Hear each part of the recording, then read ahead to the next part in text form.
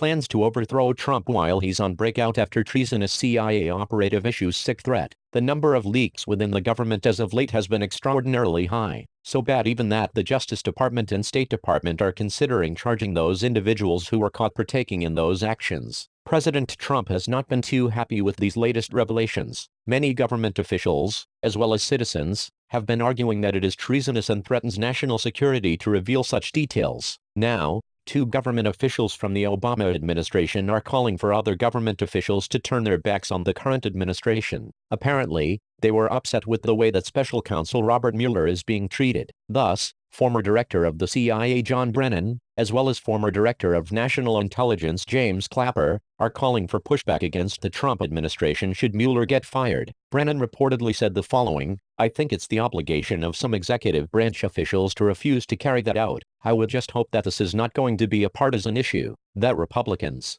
Democrats are going to see that the future of this government is at stake and something needs to be done for the good of the future." The Daily Dose said the following concerning this recent development, and they share a similar opinion that many others do. Essentially, the two former Obama appointments and agents of the deep state are setting the stage for a coup against President Trump. This entire Russian conspiracy debacle has been a setup from the very beginning. The deep state has been planning this coup since Trump won the Republican nomination. Even the meeting between Donald Trump Jr. and the Russian lawyer may have been a setup by the Democrats to justify a warrant to spy on the then candidate Trump. The Russian lawyer was granted special access to the country by Obama's Attorney General, Loretta Lynch, despite having an expired visa. The translator in attendance at the meeting was an employee of Obama's State Department. The meeting planted the seeds of doubt about Russian collusion, offering the deep state the cover they require. When Brennan made the comments that he was side by side with Clapper, and he expressed his complete confidence that Mueller could get the job of the bipartisan investigation done. Furthermore, he indicated that if Mueller were fired, that he hoped both Democrats and Republicans would stand by him and hold the president accountable. After Brennan spoke, Clapper said the following: "I'm an old school, Cold War warrior and all that, so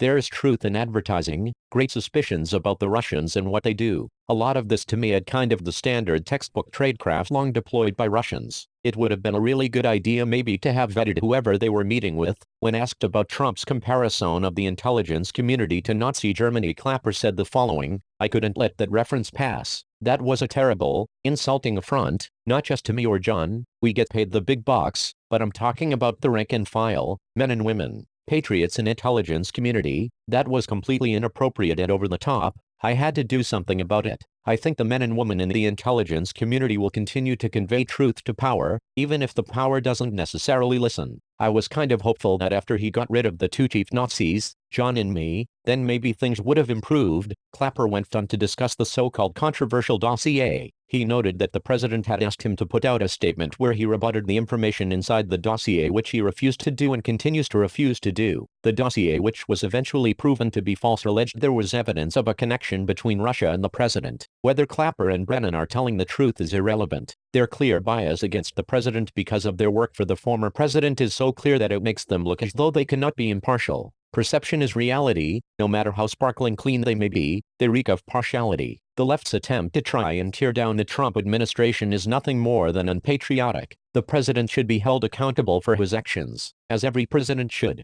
However, some want to destroy President Trump more than they want to see the United States of America succeed. This is disgusting, and it is hurting our country and dividing us further and further apart. We must work to ensure this does not happen by educating ourselves to the facts and not just the distorted narrative that the mainstream liberal media believes in. Unfortunately,